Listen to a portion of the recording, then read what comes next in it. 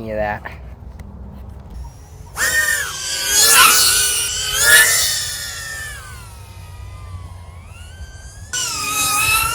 Let's see if I can get it in frame. Bam! Well, that's right. I finally built my own custom FPV drone. This has been something I've been wanting to do for quite a long time now, ever since 2022 when I did my first RC plane. That really got me interested. The only thing was the price of everything. All the goggles and the controller, like those were the two primary things, and then actually building it. I was also afraid of soldering it and breaking everything and wasting like $50 there, here, and there. But the nice thing is, things started falling in place this last year when I first got the Neo and then realized I could fly FPV, got the goggles, got the controller. Then all I had left was building the drone. And then really the whole thing with building my own came to fruition when I had a class that needed a hardware project mainly focused on like the motherboard, so soldering and doing exactly what doing an FPV drone requires, which was really nice. And I used that as an excuse to finally buck up, buy the parts for the drone, and then build my own. Thing is, like any project, it didn't go very smoothly. In fact, there was actually a lot of hiccups and like little things that didn't go so well. One notable one is 3D printed propellers. Don't try it. It doesn't work. But we did end up with a success.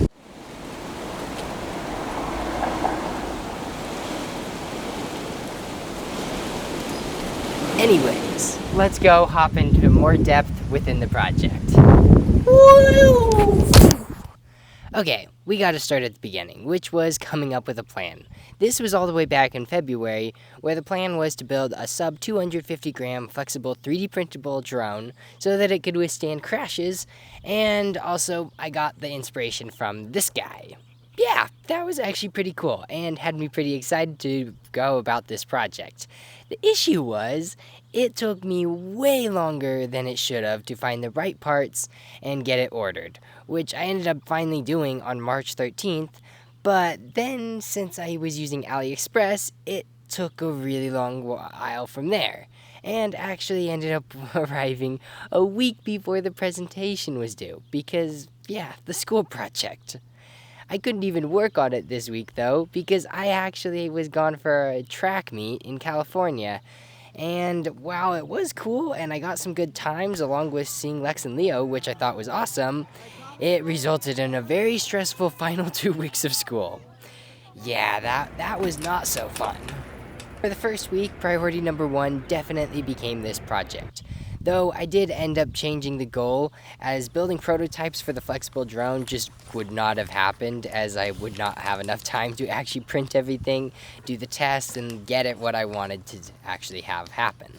Especially because I'd never built an FPV drone before. So luckily, while I was getting all the parts, I decided to get an FPV frame, which I was just going to use as reference, but now was becoming the main drone. Assembling the frame wasn't too bad, but then it was just time for the electronics, which I practiced on another board before jumping onto the main flight control board, so hopefully I wouldn't solder anything wrong or break anything. First, I ended up soldering the capacitor and the wires for the battery because I figured that would probably be the easier part, even though that still took me a decent amount of time and didn't really look amazing, but hey, it worked. Then it was on to soldering the motors, which luckily, when connecting to Betaflight to test the motors, I didn't have any shorts, so that was a plus. Smooth sailing didn't really last that long though, as now I was onto the flight control board, which I used some wiring diagrams, but ended up still having to watch a lot of videos to understand what was specific things on that board. Specifically, R and T wasn't making much sense, but I eventually figured it out. Although that was after I had soldered and resoldered to multiple different parts of the flight control board because I couldn't get the controller to connect despite the goggles being connected to the O4. Oh, and yeah, I was using the DJI O4 Pro with the N3 goggles and controller 3. So in theory, it should have been pretty easy as I didn't need a receiver as the O4 would have been the receiver, but I just could not get the controller to connect. And this was made even worse because while I was doing that, the cheap soldering iron I got had died. Yeah, cheap isn't always better. This led to me going to the makerspace, which also had the plus of me leading to find out that flux definitely helps joints look better and makes the process overall smoother. Anyways, one video that I found that was definitely very useful for understanding the wiring was a video by Bacon Ninja FPV.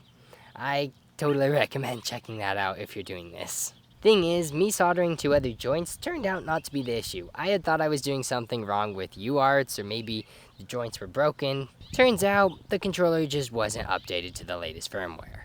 Head slap, head slap, head slap, head slap. Oh my gosh, that was annoying. I had previously tried updating everything, as I did originally think that might be part of the problem, and that was one of the solutions I'd found online. But I had never rebinded the controller and goggles because it's still connected to the Neo just fine. Turns out, that is very important and you definitely need to rebind it. To say that I was frustrated would be an understatement. But when I got it working, boy did that feel good. Now I just need to get the proper propellers installed, which, oh yeah. Turns out I had accidentally got a 3-inch frame when I had thought I was building a 3.5 inch this whole time. Needless to say, I had the wrong propellers. This is why you saw that clip of the 3D printed props at the beginning of the video, because yeah, my only idea was 3D printing some propellers and prove that my drone works so that I could at least do the presentation. Because yeah, the presentation was due the next day, and there was no way I would be able to get 3-inch propellers or a 3.5-inch frame in time. So, yep. So back to 3D printed propellers, this time with an FPV drone and not an RC helicopter. So you already saw the boom from the PLA propellers, but I actually tried that multiple times. None of it worked, though it did show me that I had one or multiple motors spinning the wrong direction, even though I had originally thought I had changed it to be the correct way, but nope, had to go back into Betaflight and fix that. Since none of those ones worked, I decided that I was done with PLA though, and ended up trying a TPU variation of the propellers. This actually kind of worked. Alright. Oh! Wow! How is this working? Kind of, it feels very shaky. Very, very shaky. But it's going. Okay, now I'm gonna land it. At least until I want to fly upwards.